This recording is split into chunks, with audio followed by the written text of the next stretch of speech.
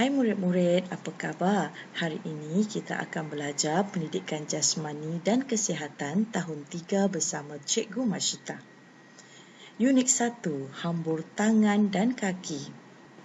Tajuk, kemahiran gimnastik asas. Standard kandungan 1.1, murid berkebolehan melakukan kemahiran hambur spring dan pendaratan dengan lakuan yang betul.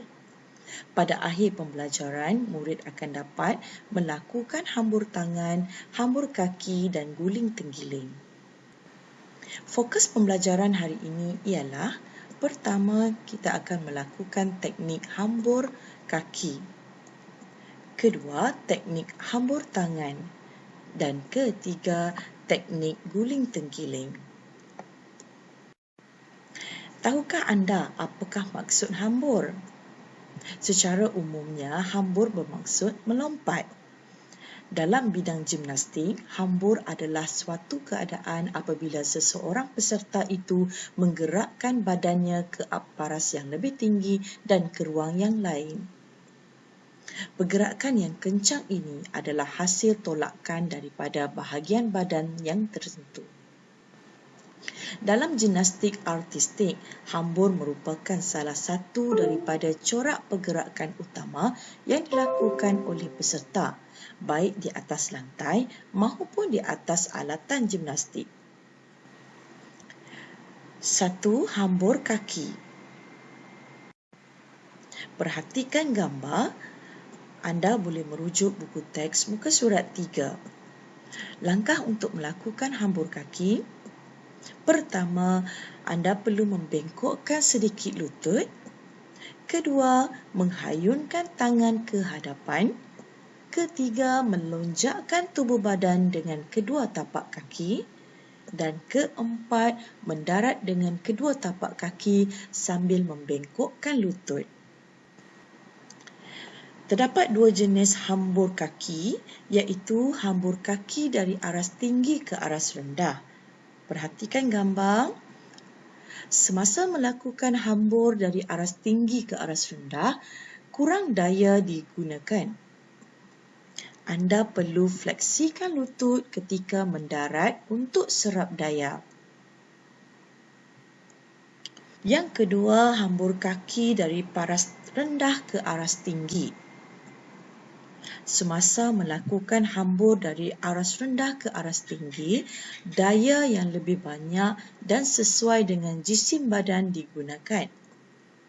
Anda perlu fleksikan lutut sebelum menghambur dengan kaki. Kedua, hambur tangan. Baik, perhatikan gambar.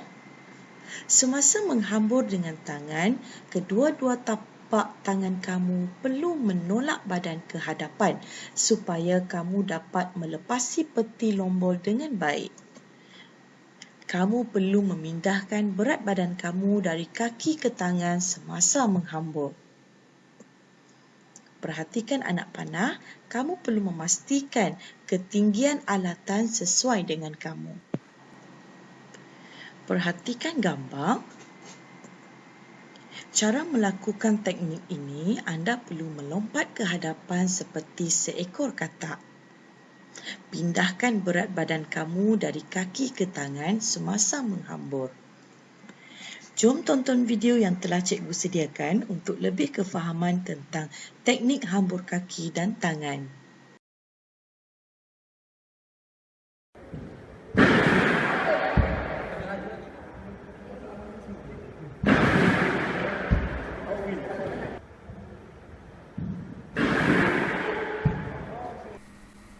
Ketiga, guling tenggiling.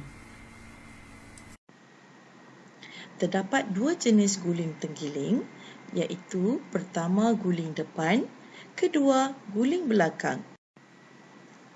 Perhatikan gambar guling depan. Langkah-langkah yang dilakukan, pertama, berdiri tegak. Kedua, lengkungkan badan. Ketiga, pusingkan badan dan pastikan kaki anda sentiasa lurus ketika membuat posisi ini. Keempat, tegakkan kaki ke atas. Kelima, duduk. Keenam, bangun mengiring. Guling belakang. Langkah-langkahnya ialah pertama, berdiri tegak, kedua, tunduk, ketiga, duduk mencangkung sambil tangan seperti posisi gambar, keempat dan kelima, pusing ke belakang, keenam, selesai pusingan dan bersedia hendak berdiri, ketujuh, berdiri dan selesai gulingan. Pastikan tangan kamu menolak tubuh pada fasa akhir untuk melengkapkan gulingan. Baik murid-murid, jom tonton video yang telah cikgu sediakan untuk lebih kefahaman tentang teknik guling hadapan dan belakang. Melakukan gerakan rangkaian dari guling depan, kemudian dilanjutkan dengan melakukan guling belakang. Lakukan berulang-ulang sehingga gerakan menjadi sempurna.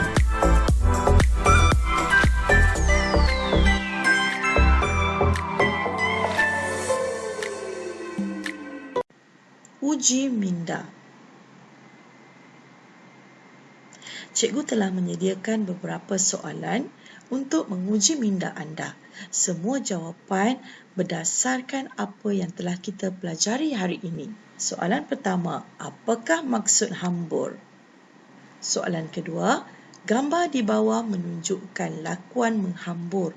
Mengapakah lutut difleksikan ketika mendarat?